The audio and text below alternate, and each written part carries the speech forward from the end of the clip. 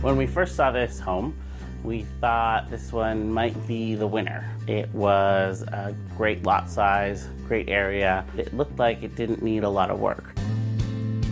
Since the bathroom was the first room that we did, I guess it was sort of the starting point of the whole reno and of the whole palette. And the one thing I really love is the floor tile. The pattern tiles are really popular right now, but I just think for the style of the house and the age of the house, it kind of is appropriate.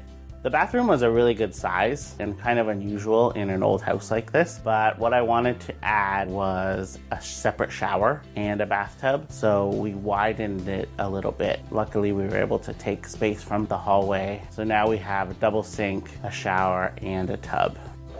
In the bedroom, I pulled that color from Stephen Gambrell, a designer in New York. And another unusual thing I did in the bedroom was keep the wood trim. I wanted to see what that would be like to work with. I left all the doors wood, and I thought in that room I'd keep the trim as well.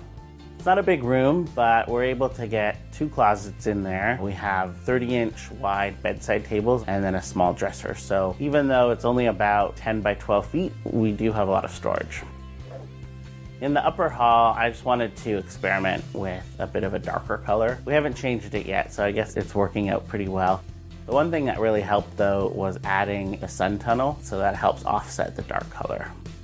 I chose seagrass carpeting for the second floor. I've always wanted to do it wall to wall, and I really love the texture of it. I love walking on it, and I think it looks great. The first room on the main floor we were going to tackle was the kitchen. I'm actually sitting where the refrigerator used to be. This used to be the kitchen, and we actually switched it to the front of the house. We made the smallest room on the main floor the kitchen, and we made the largest room on the main floor the living room. The kitchen is 10 feet by 10 feet. It's not a large kitchen, but a good size for this house. I wanted to maximize the cabinetry by going to the ceiling. I added a small pantry beside the refrigerator, and then I raised the window to accommodate a sink in front of the window, which is actually really nice.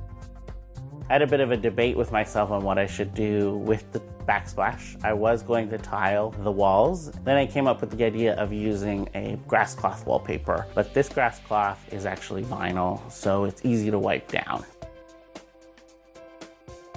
We have a really cool 48-inch white lacquered dining table. And then it took a while to find some dining chairs. They're definitely different than anything else in the dining room, but they're over 60 years old, and all we had to do was reupholster the seats with a fun striped velvet, and I think it kind of works in here. The biggest change to the living room was the French doors. They're 10 feet wide with 2 side lights, and that is a really great transformation to the entire house because you see them right from the front door. They're not very expensive doors, they're just simple metal, but I think when you add some nice hardware and paint them a dark color, they end up looking a lot more expensive. I went for a very minimal built-in on the TV wall. There was a small window on that wall, but we filled it in just because I have a lot of art that I like to display, and I thought it might be a bit of a distraction.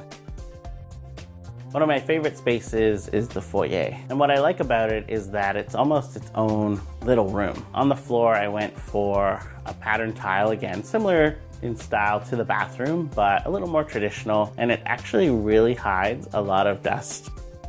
On the walls, I wanted something just a little bit different, so I decided to do wood strips. It's kind of like a paneling, but it's a lot more of a casual paneling, and I think it adds a really nice layer to the space while complementing the original moldings.